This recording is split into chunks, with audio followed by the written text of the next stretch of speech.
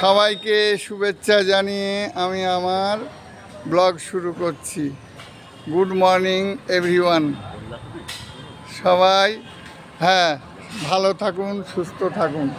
আমি একটা জিনিস আপনাদেরকে দেখাবো। একজন ডিজেবিলিটি লোক যে কর্মক্ষেত্রে অক্ষম, সেই ব্যক্তি তিনি কিন্তু লোকের কাছে ভিক্ষা বা সাহায্য না নিয়ে লটারি বিক্রি করে সংসার চালায়। তো তিনি ট্রাইসাইকেলে করে লটারি বিক্রি করেন।